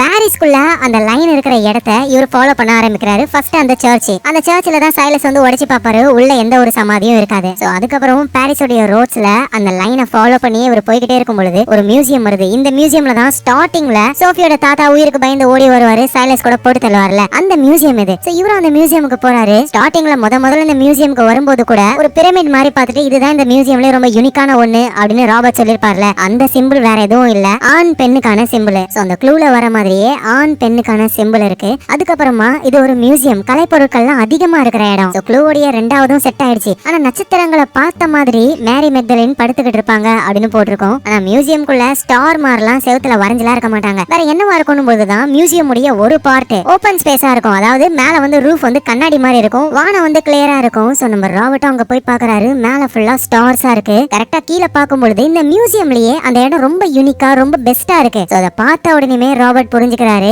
அதுக்கு கீழே தான், அதாவது அந்த தாத்தா இவ்வளவு வருஷமா வேலை செஞ்சுக்கிட்டு இருந்த இதே மியூசியம்ல தான் மேரி மெக்டலனுடைய சமாதி இருக்கு. இப்ப இந்த சமாதி இருக்கிற இடம் வந்துட்டு நம்ம ராபர்ட்டுக்கு மட்டும் தான் தெரியும், வேற யாருக்குமே தெரியாது. அவரும் சமாதி அங்கதான் இருக்கு அப்படின்னு ப்ரே பண்ண ஆரம்பிக்கிறாரு. என்னதான் வந்து ஜீசஸ் வந்து ஒரு மனுஷனா இருந்தாலும் இவங்க ஜீசஸோட ஒய்ஃபா இருந்தாலும் ஒரு நல்ல மனுஷனோட ஒய்ஃப் அப்படின்ற ஒரு முறையில அவரு மரியாதை செலுத்துறாரு. இவரு நினைச்ச மாதிரியே இந்த மியூசியமுக்கு கீழே அண்டர் கிரவுண்ட்ல தான் மேரி மெக்டலனுடைய சமாதியும் இருக்கு. அந்த சமாதியை காமிச்சு இந்த இடத்துலயே இந்த படத்தை முடிக்கிறாங்க.